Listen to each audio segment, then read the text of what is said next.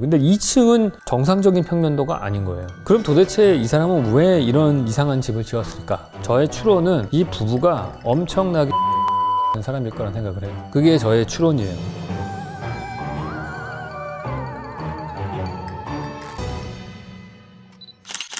네, 안녕하세요. 이번 시간에는 일본 주택 평면도에 대한 괴담에 대해서 이야기를 해보도록 하겠습니다. 일단 세팅도 좀 괴담에 맞게끔 좀 꾸며봤습니다. 약간 붉은빛 도는 조명에 까만색 옷 입고 댓글을 사실 이거 되게 많이 받았어요. 주택 괴담에 대해서 얘기를 해달라. 그래서 링크를 누가 보내주셔가지고 제가 이걸 보고 있는데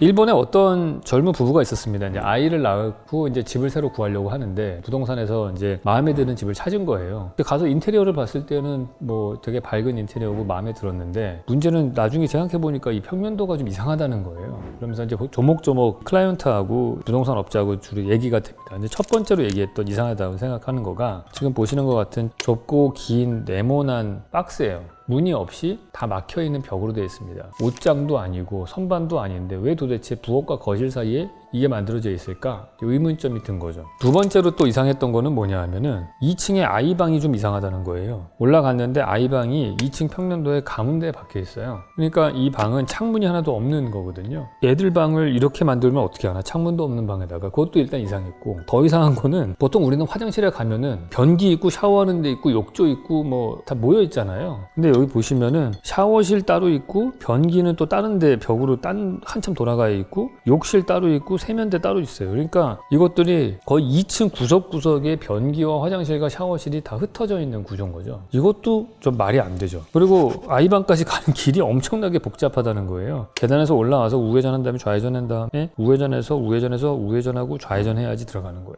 이거를 방 하나를 들어가는데 거의 한 20m 정도는 꼬불꼬불하게 가야지만이 아이방에 들어갈 수 있다. 이것도 좀 이해가 안 된다. 근데 이때 괴담이 여기서부터 시작됩니다. 1층 평면도, 2층 평면도를 딱 엎었는데 자기가 엄청난 발견을 했다는 거예요. 여기 보시는 것처럼 2층에 아이방과 욕실이 있는 그 사이에 1층에 봤던 이상하게 된 직사각형의 벽이 이렇게 걸쳐 있다는 거죠. 그래서 이게 비밀 통로가 아니겠느냐. 그래서 2층에 지금 보시는 것처럼 구멍이 이 정도 뚫린다는 거예요. 단면도를 또 열심히 그렸어요.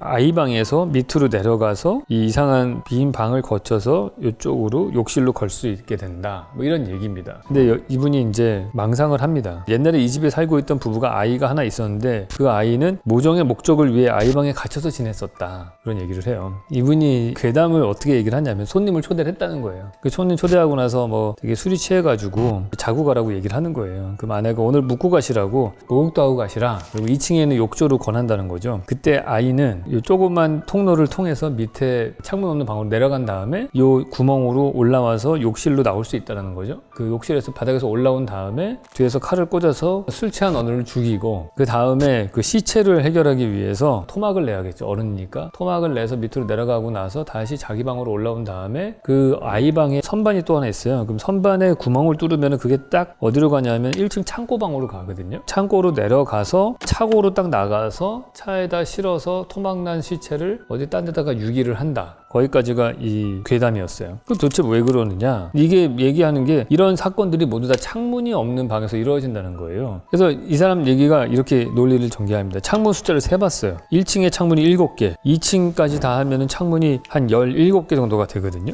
창문이 저렇게 많은데 자기가 지금 얘기한 그 방에는 다 창문이 없다라는 거예요. 그래서 이게 그런 범죄를 저지르기 적합하지 않겠느냐 얘기를 하는 겁니다. 끝에 가서 이런 얘기가 나와요. 계약을 안 했거든요. 근데 계약을 안 한 이유가 뉴스에 나온 거예요. 아침 뉴스에 그 집 인근의 숲에서 토막살인 시체가 발견됐다. 뭐 이런 얘기가 나왔다는 거죠. 그래가지고 자기의 가설이 맞지 않겠느냐 이래서 안 했다는 겁니다. 어쨌든 여기까지가 괴담입니다. 정리를 하자면은 그래서 이제 이게 왜 말이 안 되는지 이거를 이제 한번 보면은 제가 볼 때는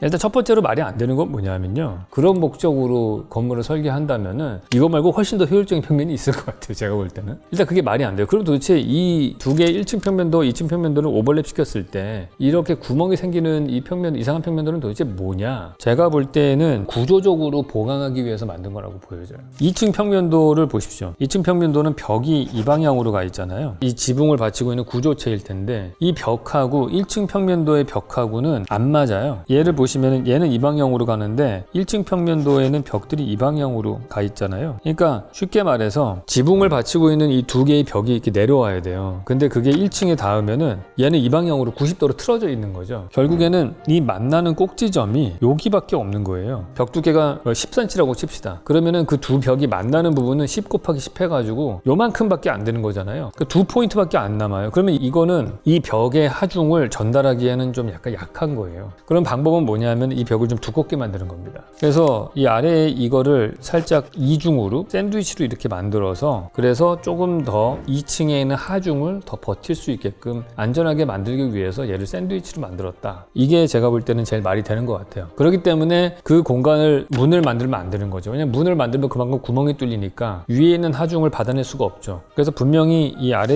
1층에다가 이 두 개의 벽에는 엄청나게 많은 강목을 대가지고 단단하게 해서 빈방이라고 불리는 요 조그만한 좁고 긴 방이 2층에 있는 구조를 어려운 말로 트랜스퍼 한다고 하거든요. 그걸 받쳐주고 있는 구조체일 것이다. 그렇게 볼 수 있어요. 이게 두 개가 오버랩될 수밖에 없는 거죠. 어떻게 보면은 우연찮게 두 개가 이렇게 어긋나 보이게 되는 상황이 생기는 거예요. 그래서 어긋나는 거를 구조로 보강하다 보니까 이런 식으로 이렇게 약간 모양의 네모난 어떻게 보면은 구멍을 뚫으면 시체로 옮길 수 있지 않을까 하는 이런 공간이 나온다는 거죠. 근데 실제로는 그럴 리가 없다. 그럼 도대체 이 사람은 왜 이런 이상한 집을 지었을까?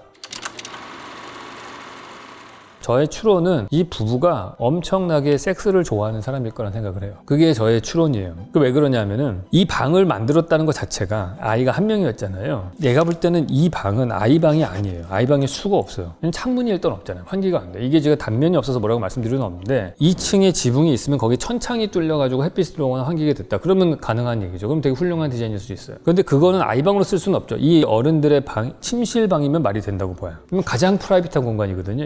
이게 뭐 채광 통풍이 되건 안 되건 간에 유튜브에서 많이 말씀을 드린 것 같은데 어떠한 공간을 더 중요하고 더 권위가 있는 공간을 만들려면은 방 안에 방을 계속 만들면 됩니다. 그 러시아 인형처럼 방 안에 방을 만들면 그 안에 방을 들어가려면 더 어렵죠. 회장님 방에 들어갈 때 비서실을 거쳐서 가거나 회의실을 거쳐서 가잖아요. 그만큼 그 안쪽에 있는 공간이 더 시크릿하고 중요한 공간이 되는 거예요. 그걸 대표적으로 볼 수 있는 게 모세의 성막이라고 있습니다. 모세가 설계를 한 건데 유대인들이 가나안 땅을 향해 가지 않습니까? 그러면서 거기에 광야에서 자그마치 60년을 생활을 해요. 근데 그때 성전이 없잖아요, 이 사람들이. 그러니까 텐트를 쳐가지고 성전을 만듭니다. 그러니까 맨 바깥쪽에다가 텐트로 울타리를 쳐요. 그러면 마당이 나오죠. 그러면 거기다가 조그마한 텐트로 된 건물을 하나 지어요. 그럼 그게 성소예요. 거기는 제사장만 들어갑니다. 근데 그 안에 커튼을 하나 치고 안쪽에 지성소가 있어요. 그 지성소에는 성궤가 놓여져 있고 거기는 1년에 한 번 대제사장만 들어가요. 그래서 그 안쪽에 있는 지성소가 제일 어떻게 보면 중요하고 아무나 못 가는 공간이거든요. 거기는 당연히 창문도 없어요. 불빛은 오로지 하나님의 임재에만 나타내는 그런 불빛만 있을 뿐인 거죠. 그래서 거기가 창문도 없는 방으로 완벽하게 제일 시크릿한 공간으로 제일 중요한 공간이고 그 영화 레이더스 인디아나 존스 1편에 나오는 성궤가 거기 딱 모셔 있단 말이에요. 딱 이 공간 구조가 그거예요. 이 아이방이라고 하는 게 지성소라고 볼 수 있는 거죠. 그러면 이 침실은 성소예요. 그리고 요 바깥에 이 복도가 그 성전의 마당 같은 역할을 한다고 볼 수 있죠. 혹은 1층 거실이. 그럼 1층 거실에는 아무나 가죠. 손님도 갈 수 있고. 그래서 보면은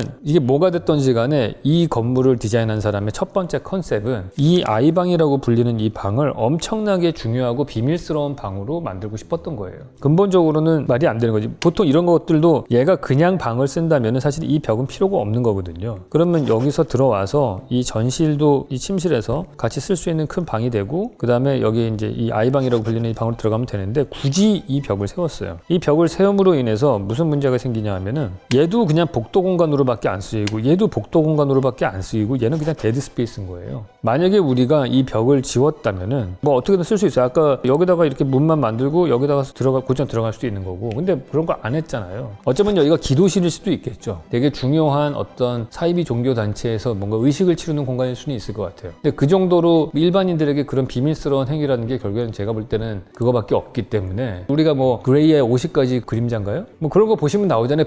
침실 있고 방 열고 들어가면 온갖 막 채찍 있고 막 이런 것들 막 걸려있는 방들이 있잖아요. 세디스트, 메저키스트 그런 거 하는 방들. 제가 볼 때는 딱 그 방이에요, 이게. 그런 특별한 공간으로 만들어진 방이다. 이렇게 볼 수 있을 것 같습니다.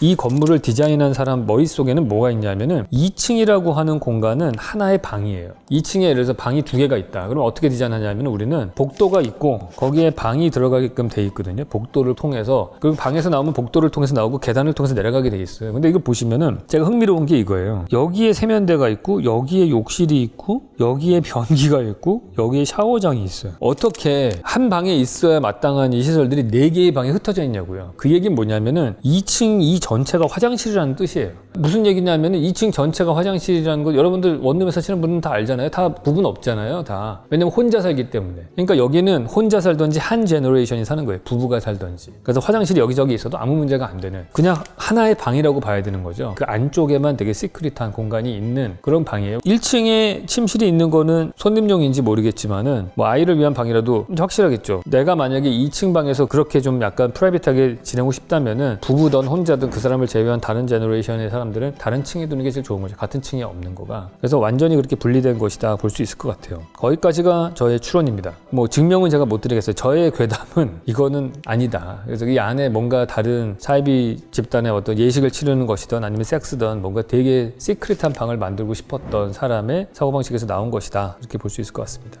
아이를 가둬놓은 공무원 그럴 수도 있죠. 화장실만 가라. 진짜 완전히 감시해서 밖에 절대 못 나가게 하고 여기서 계속 공부만 해라. 그거는 가능하다고 봐요.